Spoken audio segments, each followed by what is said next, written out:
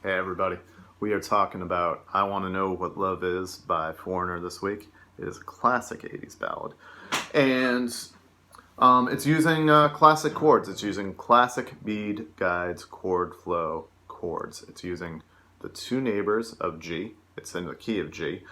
And so those are D and C. D is the left neighbor of G, and C is the right neighbor of G in Bede Guides chord flow, and it's using G's relative minor, E minor, as well. Those are pretty simple chords. The timing is really cool. So it's making really interesting. The placement of the changes of the chords are really interesting. So the first, the order of the chords are E minor, G, D, C, E minor, and that's the entire verse. Now, the interesting thing about what it's doing is, we'll count through this in a second. It changes from E minor to D on the fourth beat of its measure, and it only hangs out on D for that one beat, which kind of keeps things going and makes it so. We'll count through that right now. 1 and 2 and 3 and 4 and 1 and 2 and 3 and 4 and see how that kind of pushes the song forward.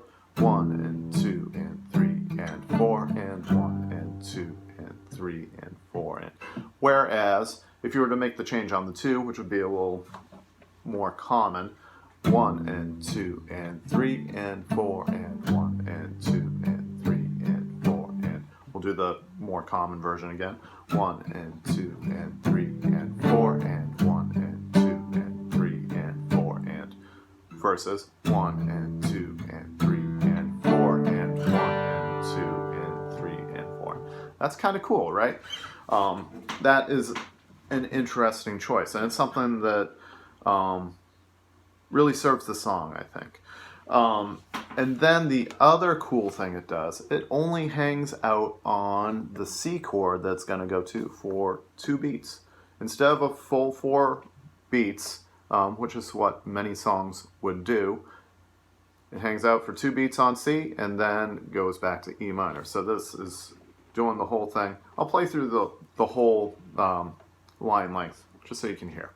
1 and 2 and 3 and 4 and 1 and 2 and 3 and 4 and 1 and 2 and 1, 2 and 3 and 4 and 1, 2 and 3 and 4. And that's the entire line length. So 1 and 2 and 3 and 4 and 1 and 2 and 3 and 4 and just 2 on the C chord.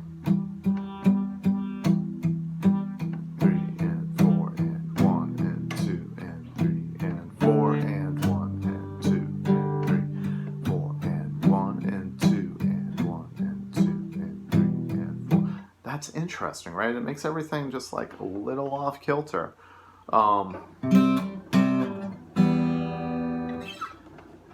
And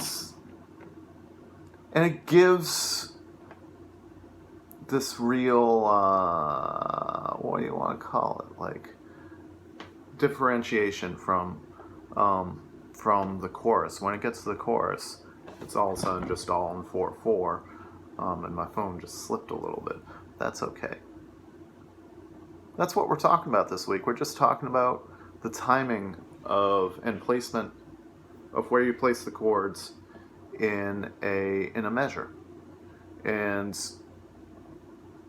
in a song that could be pretty pedestrian otherwise, I think the timing of those chords are really what kind of make this a song that's worth putting on like a best of list. See you next week.